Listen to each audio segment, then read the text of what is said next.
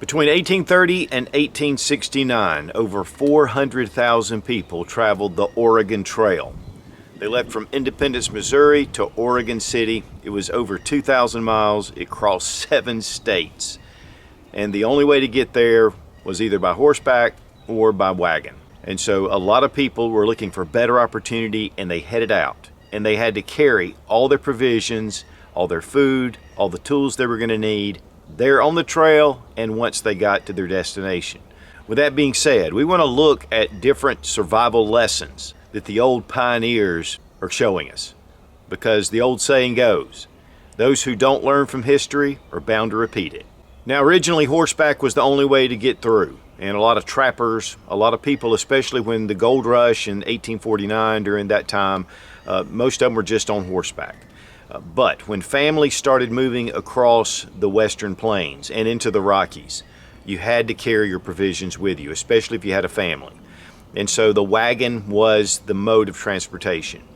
A lot of people actually had custom-built wagons because it was a very tough trail. It wasn't something that was easily accessible. In fact, even today, there are ruts in the trail that are still there from the 1800s. But a lot of people took farm wagons.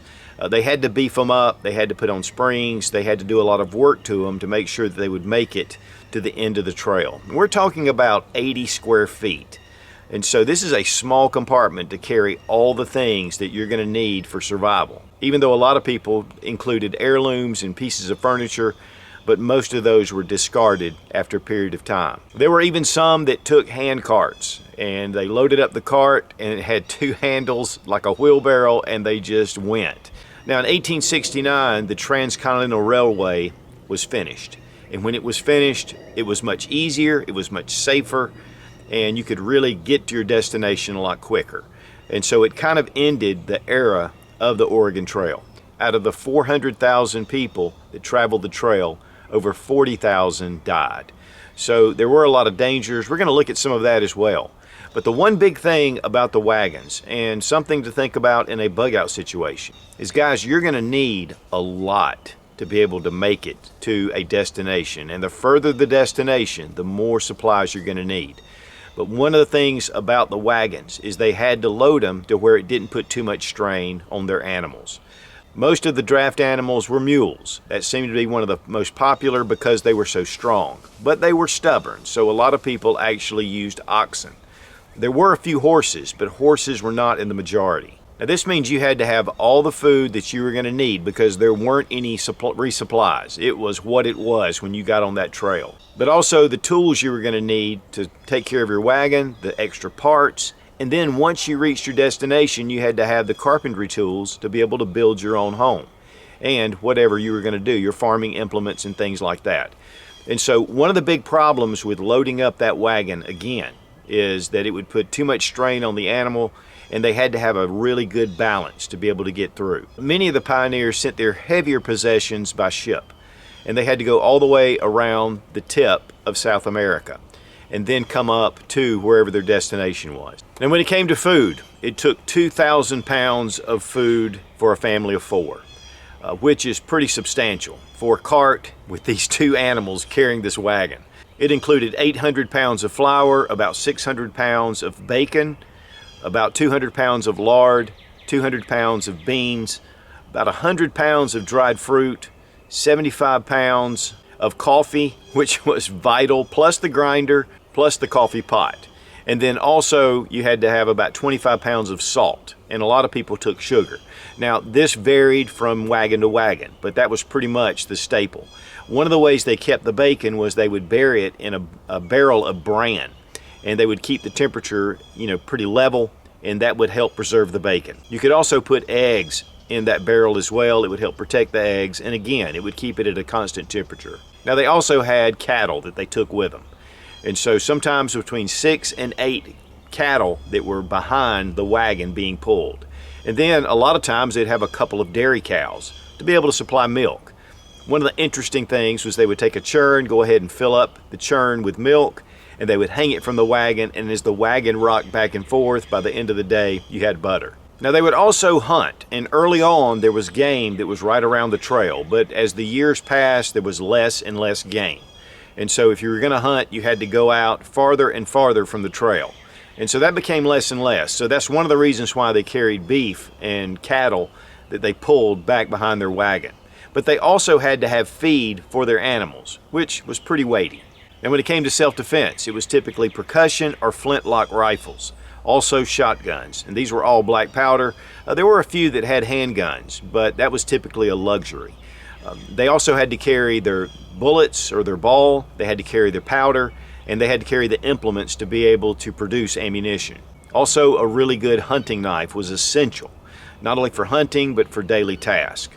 They also had to have sturdy clothes, and they had to be able to repair those clothes. Sturdy shoes. They had to have wool blankets. They had to have a lantern. They had to have their cooking utensils and whatever they were going to cook in, typically an iron skillet or an iron pot. They had to have wash tubs. They had to have tools to repair the wagon. Also, again, tools when they got there to be able to build their home. They had to have fuel for the lantern. They had to have tents. And one big thing was they wanted to have seed that they took with them so they could plant their garden. And of course there were other things, but again, there had to be a balance between the weight and what the animals could stand and what the wagon could stand. The dangers on the trail were immense. There were a lot of things, changing of weather, which led to exposure. A lot of people got sick and died.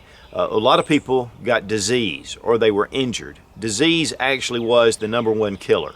In fact, cholera was the big one. And there was nothing really to treat it. There were different type fevers that came through, and obviously, sanitation was really poor. A lot of times dead animals would be left around watering holes, and sometimes people wouldn't even realize it. They would drink the water, they'd get sick. And so really that was one of the biggest things. But you also had Indians. The Indians a lot of times would guide the wagon trail. Sometimes they would actually trade a lot with them. And then they would go on the warpath at times and they would attack them. This isn't as prevalent as a lot of people think, but the Indians were a danger, and you never knew when they would be bringing out the peace pipe or the tomahawk. Of course, there were also outlaws, and a lot of the outlaws took advantage of the pioneers as they were going across the trail.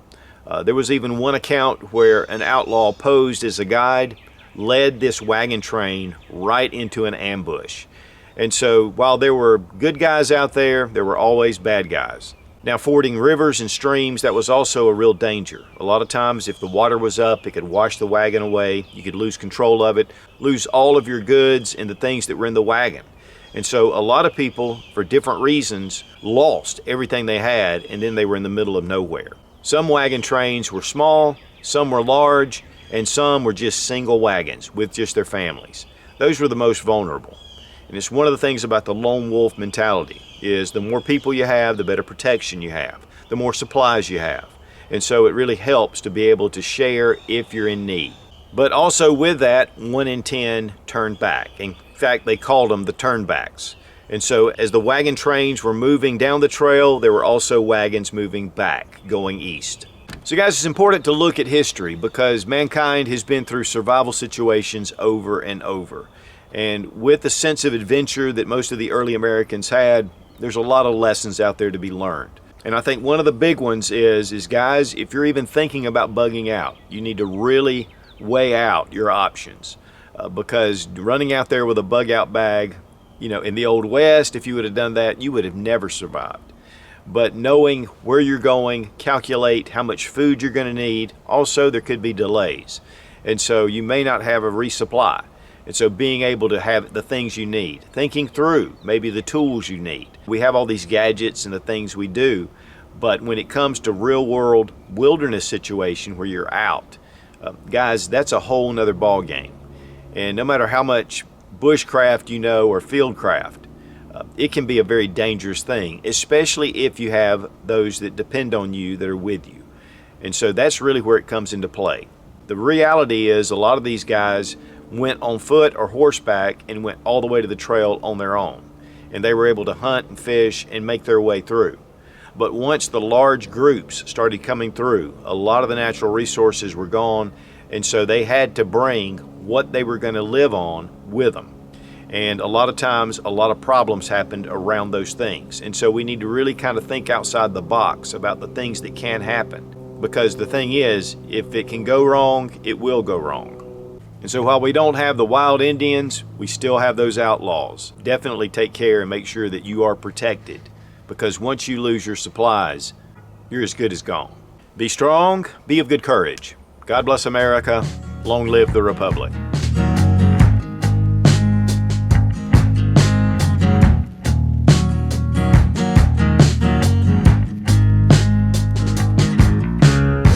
But that also included putting in feed. Oh, come on. When it comes to the Donner Party, well, that's a whole nother story. And I really don't think I want to supply on the meat from my dead best friend. And 2, on the Oregon Trail, you didn't know who the good guy was or the bad guy. Just because he's wearing a black hat doesn't mean he's a bad guy. Or does it? And really the bowler was the big one. In fact, the bowler was used more in the Old West than the cowboy hat. The cowboy hat looks a lot more sexier. So guys, it's important to look at history because people have gong through real world survival situations.